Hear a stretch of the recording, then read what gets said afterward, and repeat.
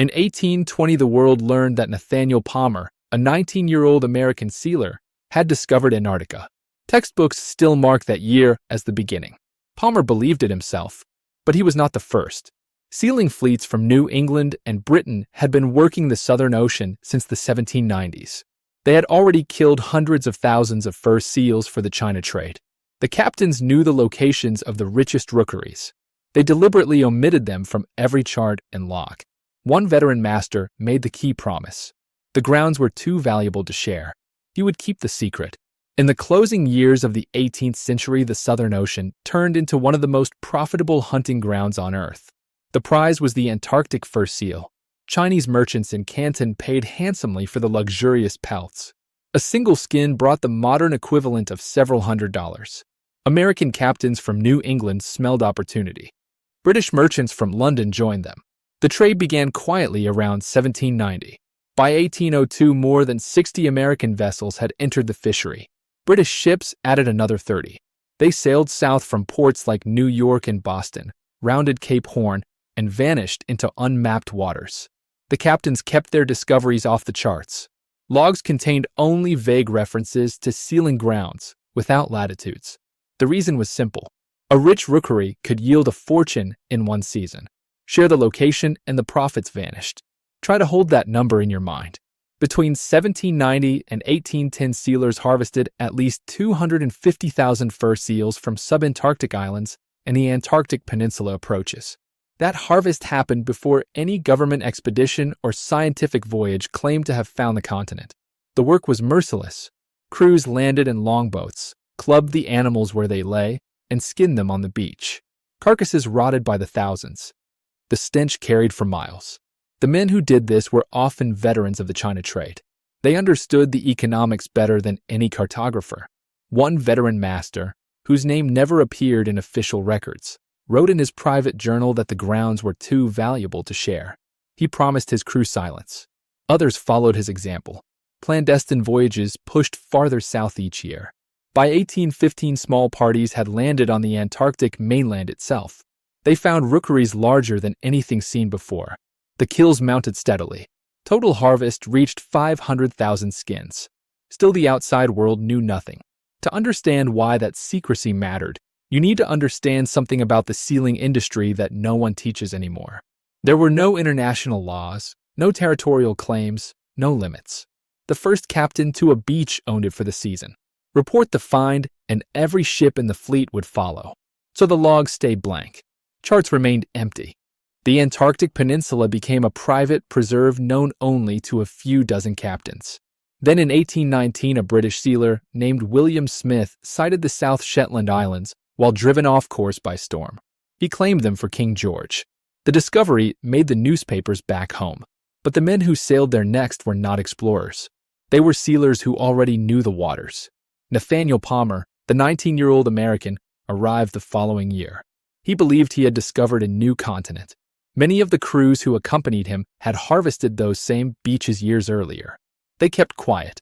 The news of the South Shetlands spread like fire through the sealing ports. In the 1820 to 1821 season, more than 130 vessels descended on the islands. They came from New England ports, from Britain, even a few from France. The beaches turned red with blood. In that single wave, the fleets took more than 300,000 fur seal skins. 300,000. From a handful of small islands in one short summer. The scale was breathtaking. Ships anchored in sheltered bays. Gangs of 20 men worked dawn to dusk. Club strikes echoed across the rocks. Skins were salted and stacked in holds until the decks groaned. When one rookery emptied, captains moved to the next secret spot they had guarded for years. The industry that began with a handful of ships in the 1790s had become a machine capable of stripping entire archipelagos bare in months. Yet the larger Antarctic continent remained hidden behind the same wall of silence. The captains who knew the mainland rookeries still withheld the best coordinates. They had seen what happened when a discovery became public. Competition arrived overnight. Profits collapsed. So the pre-1820 harvest stayed off the books. The world believed Palmer's sighting marked the beginning. The sealers knew it marked the acceleration of something already decades old. If your ancestors sailed on those ships in the 1790s or early 1800s, this was the invisible engine that drove their lives. They returned wealthy or not at all. The secrecy protected their livelihood. It also protected the untouched riches that lay farther south. That first wave of 1820 to 1821 proved the system worked. More than 300,000 skins left the South Shetlands alone. The captains counted their money and prepared for the next season. The continent was still theirs to harvest. For now, I sat with this tension for a long time before writing because it would be dishonest to present the pre-1820 harvest as pure discovery. The same decades that produced this secret bounty also produced crews enduring conditions that would shock modern conscience. 12-hour days in sub-zero gales. No medical care. Ships lost with all hands and never reported. The secrecy protected the profits, but at a human cost few acknowledged. Those are two different problems. Solving neither does not mean they were the same. The captains understood the parallel to other extractive industries of the era. Just as the tariff debates back home turned on revenue, the sealing captains turned on location. Higher competition meant lower prices in Canton, so they solved the problem by keeping the supply secret. This became the Great Sealing Silence of the early 1800s, and it consumed the industry for years. Even after Smith's 1819 sighting, many captains refused to share their pre-existing charts. They moved their operations to even more remote coves on the peninsula. The first wave of 130 vessels was only the visible part. Behind it lay decades of clandestine work that had already reduced some populations by half. Yet the rush continued. The 300,000 skins of 1820 to 21 were not the start. They were the acceleration. The rush of 1820 to 1821 proved too successful for its own good. Within 3 short seasons, the South Shetland rookeries were stripped bare. Beaches that had echoed with club strikes fell silent. Fur seal populations that once numbered in the millions were reduced to scattered survivors hiding in remote coves. By 1830, the industry that had minted fortunes overnight lay in ruins. Try to hold that number in your mind. Between 1790 and 1833, sealers harvested more than 7 million fur seals from the Southern Ocean. 7 million. The slaughter was so complete that some rookeries were thought extinct for decades afterward. Ships that once returned heavy with salted skins now sailed home half empty or not at all. Fortunes evaporated. Crews dispersed. The captains who had guarded their secret maps watched the value of secrecy collapse once the locations became public knowledge. The pattern repeated with mechanical precision. When fur seals vanished, the fleets turned to elephant seals for blubber oil.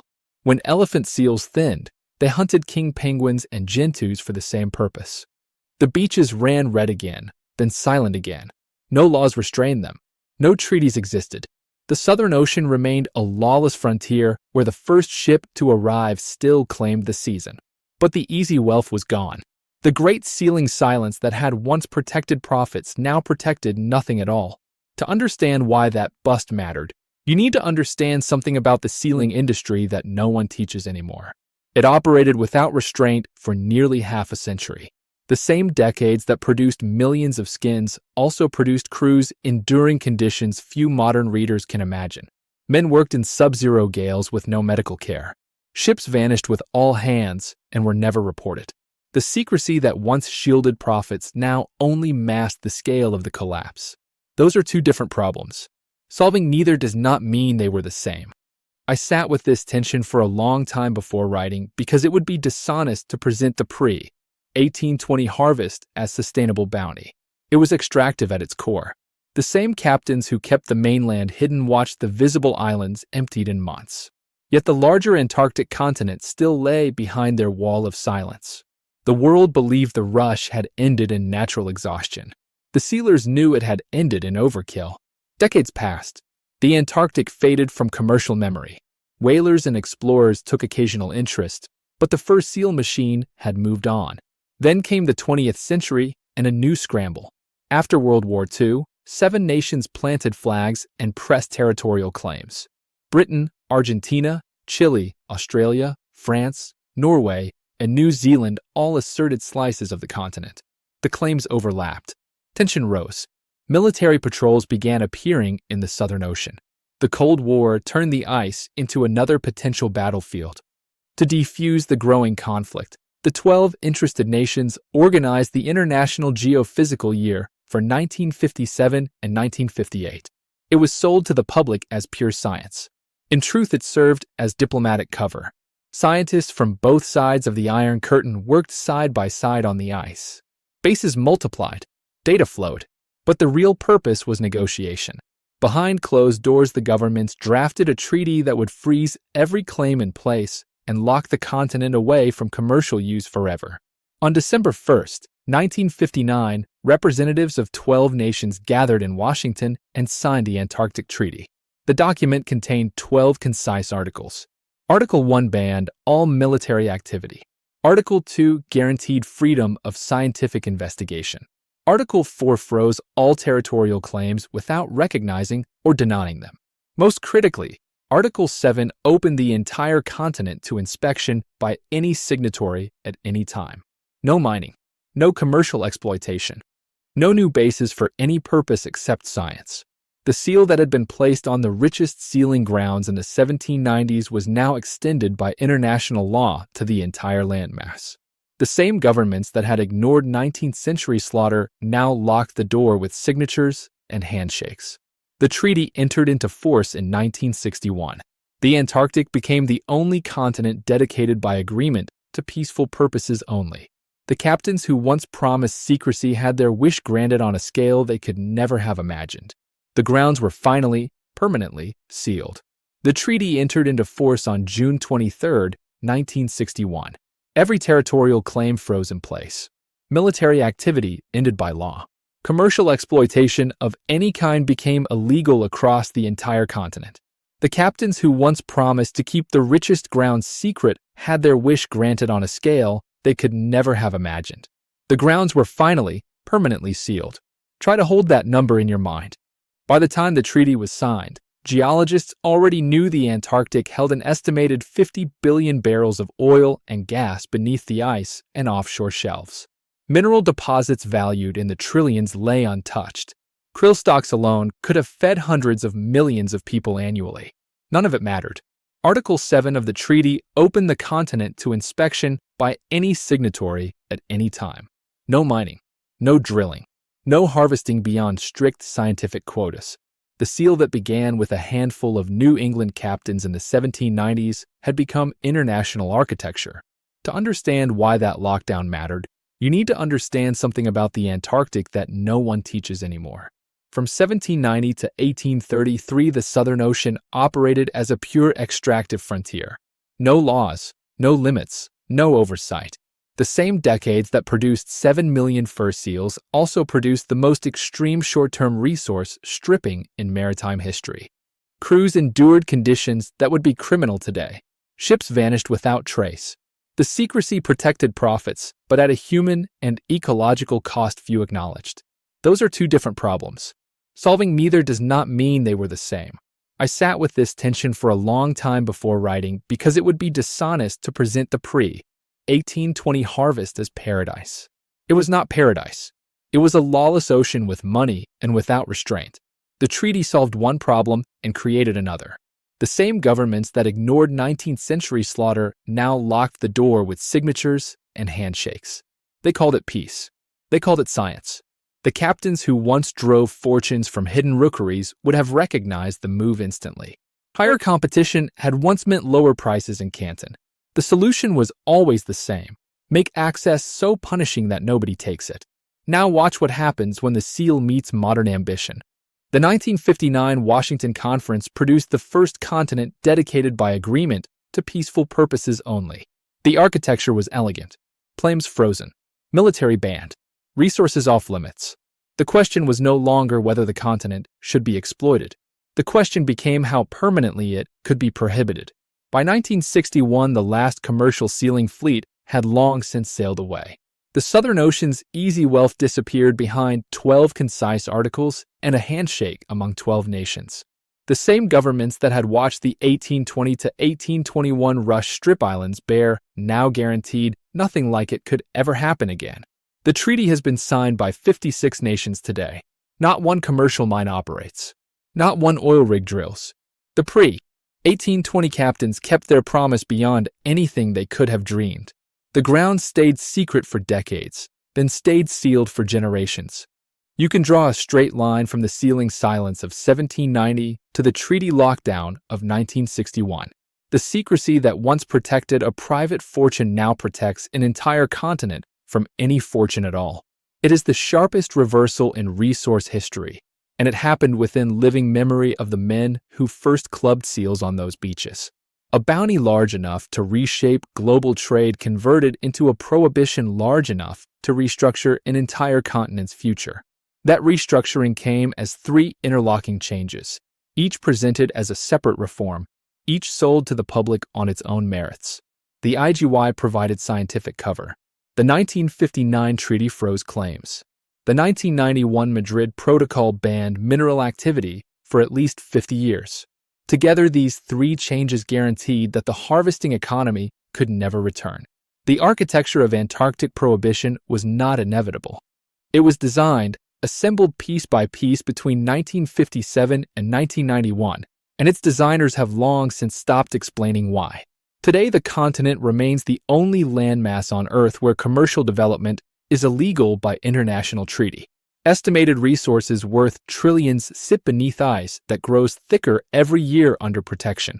The last time the Southern Ocean was open to unrestricted sealing was before 1830. Before that, the pre-1820 harvest that no one remembers built fortunes that funded entire port cities.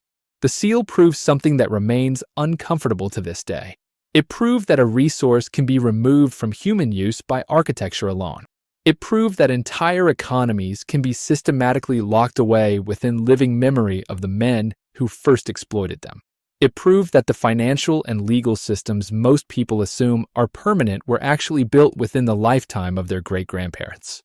Your great-great-grandparents lived in an ocean where captains could still harvest the last great untapped bounty. You live in a world where that bounty is sealed by treaty and guarded by international law. Every structure has a construction date. The question is whether anyone remembers it. When a continent holds too much value, someone will always find a way to fix that. The question nobody asked in 1959, the question nobody asks now, is who benefits when the fixing is done. Decades of clandestine harvest, then over 60 years of prohibition. Treaties last longer than the reasons they were built. So do the silences that created them. The architecture of Antarctic lockdown was not an accident. It was sealed, restructured, and replaced by a system that guaranteed the original bounty could never return. The captains promised to destroy open access. They succeeded beyond anything they could have imagined.